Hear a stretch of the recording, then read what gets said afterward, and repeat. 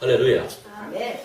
오늘은 좌절과 역경에서 일어서는 비결이라는 제목으로 하나님 말씀을 증거하겠습니다. 한 가난한 소년이 있었습니다. 그의 꿈은 목사와 박사가 되는 것이었습니다. 그렇지만 가정 형편이 어려워서 중학교를 다니다가 중퇴하게 되었습니다. 그리고 중국집 배달원으로 일하게 되었습니다. 사람들은 이 소년이 자신의 꿈을 말할 때마다 비웃었습니다. 자기 주제도 모르고 대단한 꿈을 꾼다고 비웃었던 것 같습니다. 그러던 어느 날 뜻밖의 일이 벌어졌습니다. 누군가로부터 자신의 배구 실력을 인정받게 된 것입니다. 그리고 다시 중학교에 입학하게 되었습니다. 그는 학업에 계속 정진하여 한양대학교에 진학하게 되었고 졸업 후에는 미국 유학시험까지 치르게 되었습니다. 그렇지만 시험에서 번번이 낙방하고 말았습니다. 그러나 끝까지 포기하지 않고 도전한 결과 마침내 7번 만에 시험에 합격하여 유학길에 오르게 되었습니다. 그러나 그에겐 가진 것이라고는 작은 성경책과 $7가 전부였습니다. 하지만 뜨거운 신앙과 열정으로 최선을 다하여 후에는 미국 국가대표 여자배구팀의 감독까지 맡게 되었습니다. 낯선 환경을 극복한 그는 미국에서 목사가 되었고 또한 한국 최초의 체육학 박사가 되었습니다. 결국 자신이 그토록 바라던 목사와 박사가 되었던 것입니다. 그가 바로 전 한양대학교 교수이자 서울기독대학교 총장을 역임한 이강평 목사님이십니다. 좌절과 역경의 순간에는 고통과 괴로움이 끊이질 않습니다. 내 주변에 아무도 없는 것 같습니다. 나에게는 아무런 소망도 없는 것 같습니다.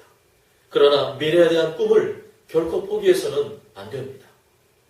꿈을 포기하는 자에게는 새로운 기회가 주어지지 않기 때문입니다. 한 번, 두 번 도전해 실패했다고 주저앉으면 안 됩니다.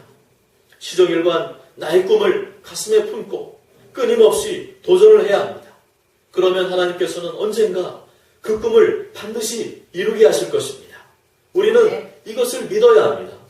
비록 우리 교회가 지금은 작은 개척교회이지만 하나님께 주신 꿈과 비전을 가슴에 품고 계속해서 포기하지 않고 도전하면 하나님께서는 우리에게 새로운 기회를 주실 것입니다. 우리의 꿈을 반드시 이루게 하실 것입니다. 잠언 24장 16절에 대저 의인은 7번 넘어질지라도 다시 일어나려니와 라고 말씀합니다. 7번 넘어지고 쓰러져도 내가 노력한 만큼 결과가 신통치 않아도 하나님의 약속을 비전을 굳게 붙잡고 끊임없이 도전하는 자가 하나님의 믿음의 사람이라는 것입니다. 잠언 19장 18절에 묵시가 없으면 백성이 방자히 행하거니와 라고 말씀합니다. 꿈이 없으면 망한 인생입니다. 좌절과 역경이 닥치면 일어서기 어렵습니다. 나에게 닥치는 고난과 역경을 이겨내기 위해서는 반드시 꿈이 있어야 합니다. 꿈을 잃어버리면 좌절과 실패의 늪에서 헤어나오기가 어렵습니다. 아무것도 할 수 없는 무기력한 존재가 되곤 합니다. 아놀드 토인비라는 사람은 꿈과 소망이 있는 사람에게는 역경이 도리어 투지를 자극하는 윤활유가 된다고 하였습니다. 그렇습니다. 꿈과 소망이 없는 사람에게는 역경과 시련은 곧 실패를 의미하지만 꿈과 소망이 있는 사람에게는 역경과 시련이 도리어 자신의 열정과 투지를 불태우는 새로운 기회가 될 수 있다는 것입니다. 아멘. 지난번 시간에 살펴보았던 것처럼 여호수아는 아이성 전투의 패배를 인해서 크게 낙심하고 있었습니다. 하나님께서 늘 함께해 줄 것이라고 믿고 있었는데 결과는 쓰라린 패배였습니다. 그것도 작은 군대 앞에서 패배한 사실에 대해서 믿기지가 않았습니다. 하나님께 대한 원망과 좌절감이 밀려왔습니다. 자신을 바라보는 백성들의 시선이 그다지 곱지 않았습니다. 끝없는 무기력 속에서 몸부림쳐야 했습니다. 자신은 이제 아무것도 할 수 없는 쓸모없는 존재라는 패배감이 그를 사로잡았습니다. 슬프도소이다. 주 여호와여, 어찌하여 이 백성을 인도하여 요단을 건너게 하시고 우리를 아모리 사람의 손에 넘겨 멸망시키려 하였나이까. 우리가 요단 저쪽을 만족하게 여겨 거주하였더라면 좋을 뻔하였나이다 라고 고백을 했습니다. 하나님은 그렇게 낙심하고 있는 여호수아에게 나타나셨습니다. 역경과 고통의 시간에 주님께서 나타나신 것입니다. 그리고 이 모든 패배의 원인은 너의 실력 부족이나 능력 부족이 아니라 이스라엘의 죄악 때문이라고 말씀하셨습니다. 만일 공동체 속에 있는 죄악을 제거하지 않으면 내가 다시는 너희와 함께 있지 아니하리라는 충격적인 말씀도 하셨습니다. 여호수아는 더 이상 지체할 수가 없었습니다. 아침 일찍 일어나 제비뽑기를 통해 범인을 색출해내기 시작했습니다. 하나님께서 색출해내실 것을 믿었던 것입니다. 그 결과 아간이라는 자가 뽑혔습니다. 그의 죄목은 하나님 것의 일부를 자기 주머니 속에 챙겨놓은 은닉죄였습니다. 하나님은 아간의 행위에 대하여 그들이 온전히 바친 물건을 가져가고 도둑질하며 속였다고 하였습니다. 아간은 대도조서연보다도 더 큰 도둑이었습니다. 겁도 없이 하나님의 것을 도둑질했기 때문입니다. 여기서 그들이라고 말씀하신 것으로 보아 그들은 아간과 그의 가족들을 가리키는 것입니다. 서로 짜고 함구하며 비밀 유지를 했던 것입니다. 그러나 세상에 비밀은 없습니다.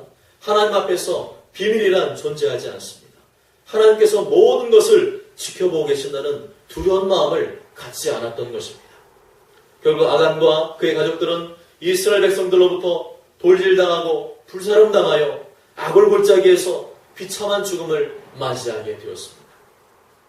좀 가장한 것 가지고 너무 심한 것 아니냐 할 수도 있겠지만 그들의 행위의 근본은 불신앙이었습니다. 한마디로 하나님을 믿지 않는 자들만이 할 수 있는 행위를 저질렀던 것입니다. 이를 볼 때 아간은 애초부터 하나님의 백성이 아니었던 것 같습니다. 단지 이스라엘 공동체 안에 몸은 담그고 있었지만 마음 중심은 하나님의 백성이 아니었습니다. 왜냐하면 하나님 믿는 사람이라면 감히 그런 악행을 저지를 수 없기 때문입니다. 한편 이것은 단순히 아간에게만 적용되는 사건이 아닙니다. 마지막 때 이 말 하나님의 심판을 상징하는 것입니다. 아무리 하나님의 교회에 출소하고 있어도 하나님의 아들이신 예수님을 믿지 않으면 근본적으로 하나님의 자녀가 아니기 때문에 영원한 심판을 피할 수가 없는 것입니다. 요한복음 3장 18절에 그를 믿는 자는 심판을 받지 아니하는 것이요 믿지 아니한 자는 하나님의 독생자 이름을 믿지 아니하므로 벌써 심판을 받은 것이니라 말씀합니다. 하나님은 불순하게 아간을 아주 오랜 기간 동안 품어주시고 기다려주지만 끝끝내 하나님을 믿지 않았던 것입니다. 뿐만 아니라 하나님의 것을 도둑질하는 폐륜을 저지르고 말았습니다. 우리 주변에도 간혹 이런 사람들이 있습니다. 성전 건축을 하다가 교회 돈을 들고 튀는 사람도 있습니다. 교회 재정을 맡았다가 뒤로 살짝 빼내는 사람들이 있습니다. 이 사람들이 과연 신앙인이라고 할 수 있겠습니까? 그들의 열매를 볼 때 아닐 것 같습니다. 믿음은 구원받은 것으로 끝나는 것이 아니라 성화의 과정으로 반드시 나타나기 때문입니다. 예수를 믿으면 누구라도 구원을 받습니다. 그러나 그 믿음이 진실된 믿음인지 아니면 거짓된 믿음인지는 나중에 반드시 드러나게 되어 있습니다. 만약 시간이 지날수록 점점 예수님을 닮아가는 거룩의 열매, 성화 열매가 나타나지 않는다면 그 나무 자체에 문제가 있는 것입니다. 즉 구원받은 믿음, 하나님의 자녀로서의 믿음이 아니라 거짓된 믿음, 불신앙의 자녀로 생각할 수 있다는 것입니다. 감히 인간이 우리가 단정할 수는 없지만 그 열매를 통해 그 믿음을 역추적해 볼 수는 있습니다. 마태복음 7장 16절에서 20절에 그들의 열매로 그들을 알지니 가시나무에서 포도를 또는 엉겅퀴에서 무화과를 따겠느냐. 이와 같이 좋은 나무마다 아름다운 열매를 맺고 못된 나무가 나쁜 열매를 맺나니 좋은 나무가 나쁜 열매를 맺을 수 없고 못된 나무가 아름다운 열매를 맺을 수 없느니라. 아름다운 열매를 맺지 아니하는 나무마다 찍혀 불에 던져지느니라. 이러므로 그들의 열매로 그들을 알리라 말씀하셨습니다. 이와 같이 아간은 본래부터 불신앙자였기 때문에 그러한 범죄를 행할 수밖에 없었고 그에 대한 결과로 그에 상응한 하나님의 진노와 심판을 받게 된 것입니다. 여호수아 7장 26절에 여호와께서 그의 맹렬한 진노를 그치시니 그러므로 그분 이름을 오늘까지 아골골짜기라 부르더라. 십자가에 달려 죽으신 예수 그리스도를 믿어야만 하나님의 진노가 그치는 줄 믿습니다. 아멘. 영생의 길이 열리는 줄 믿습니다. 아멘. 또한 믿는 자에게는 반드시 성화 열매를 맺게 하시는 줄 믿으시길 바랍니다. 아멘. 이를 통하여 우리는 한 가지를 뼈저리게 깨닫게 됩니다.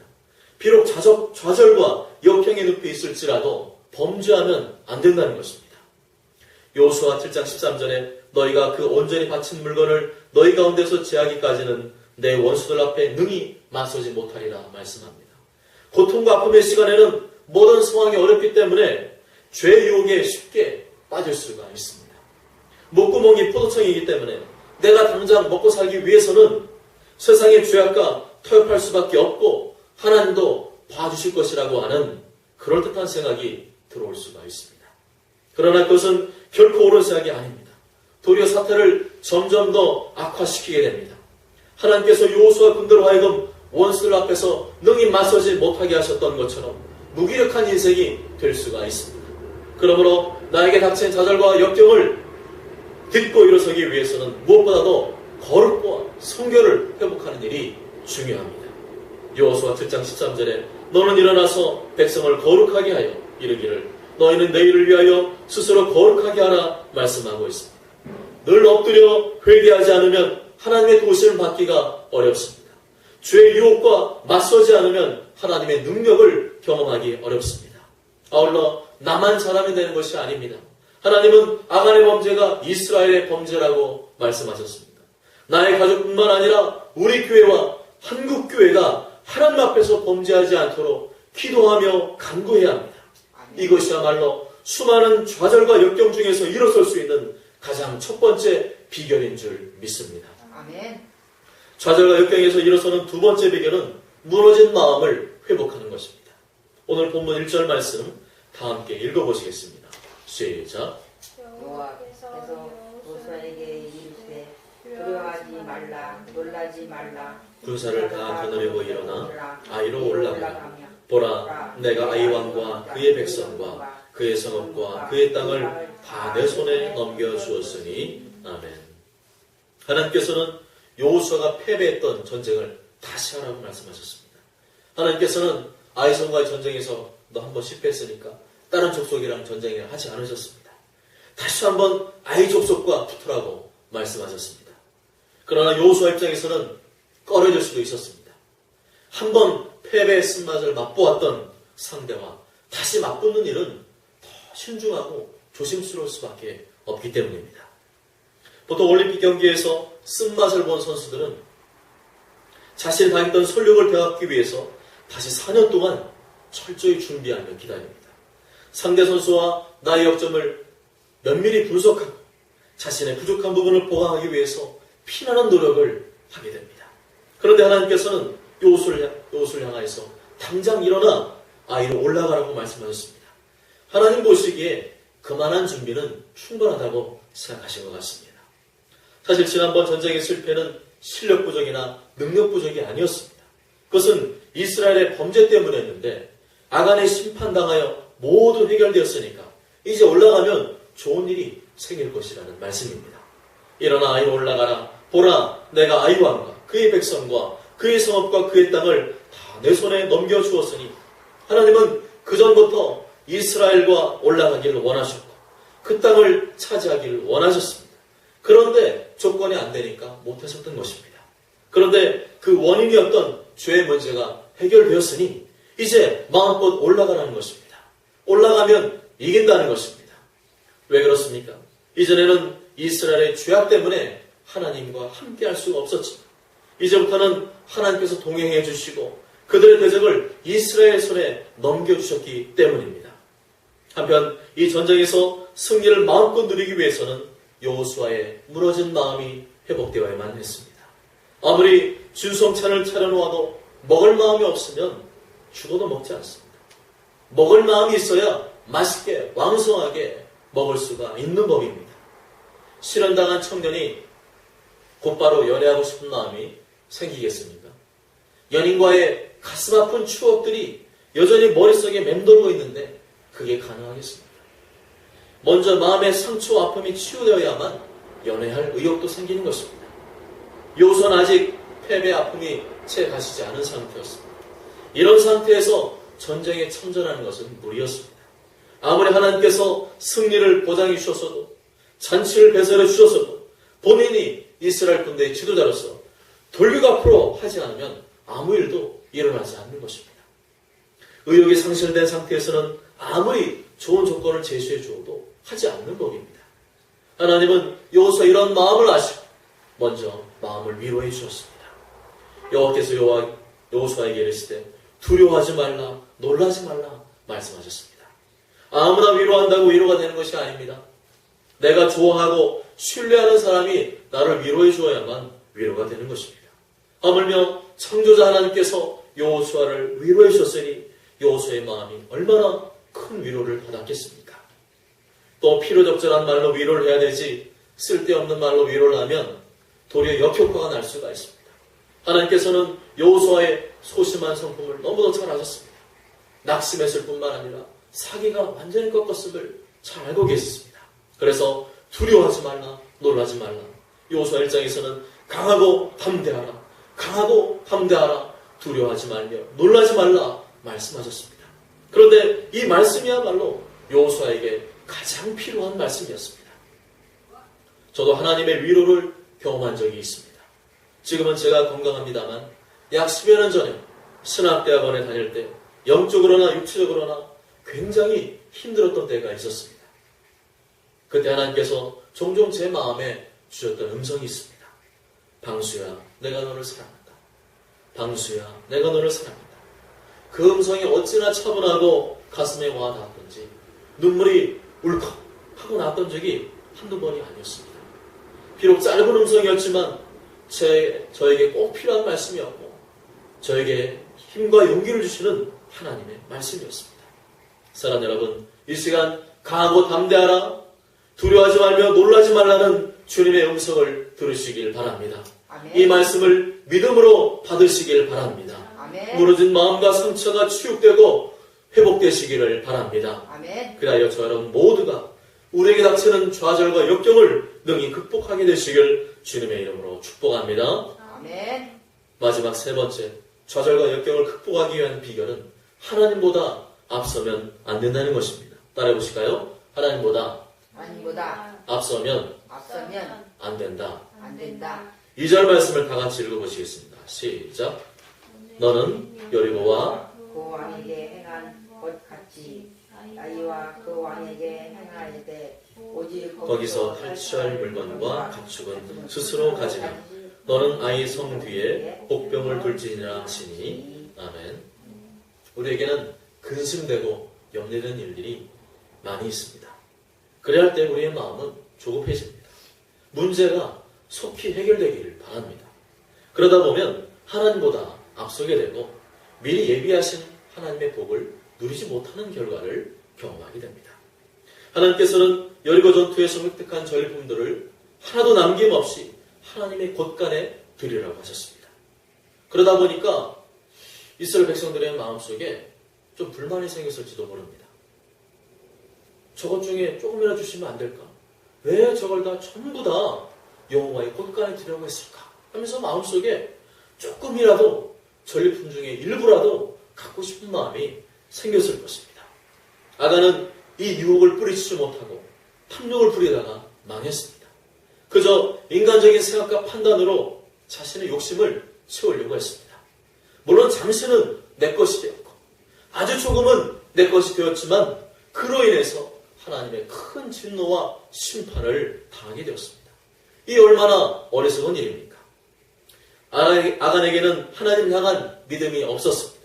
하나님께서 우리의 필요를 채워주시고 하나님께서 우리의 욕구를 다 하신다는 사실을 믿지 않았고 그리고 그것을 행동으로 저질러 버렸습니다. 하나님께서 여리고 전투에서 획득한 물품을 모두 여호와의 곳간에 들여놓으라고 말씀하셨다면 하나님은 거기가 아니라 다른 통로를 통해서 얼마든지 나의 필요를 채워줄 것이라는 믿음을 갖지 않았던 것입니다. 단지 조급한 마음과 불신앙의 생각에 휩싸이니까 하나님의 것을 도둑질해서라도 자신의 필요를 채우려고 했던 것입니다. 그러나 성경은 이렇게 말씀합니다. 빌립보서 4장 19절에 나의 하나님이 그리스도 예수 안에서 영광 가운데 그 풍성한 대로 너희 모든 쓸 것을 채우시리라. 마태복음 6장 31절과 32절에 그러므로 염려하여 이르기를 무엇을 먹을까 무엇을 마실까 무엇을 입을까 염려하지 말라. 이는 다 이방인들이 구하는 것이라. 너희 하늘 아버지께서 이 모든 것이 너에게 있어야 할 줄을 아시느니라 말씀하셨습니다. 욕심을 부리는 것과 염려하는 것은 불신앙의 영역에 해당하는 것입니다. 물론 저도 여기에서 자유롭지 못한 부분이 있습니다. 그러나 분명한 것은 하나님을 믿어야 된다는 것입니다. 아멘. 하나님을 신뢰해야 한다는 것입니다. 아멘. 하나님께서 우리의 모든 쓸 것을 채워주시고 또 우리에게 뭐가 있어야 될 줄을 너무나 잘 알고 계심을 믿어야 됩니다. 아멘. 한편 이 믿음 속에는 하나님의 때를 기다려야 한다는 의미도 담겨져 있습니다.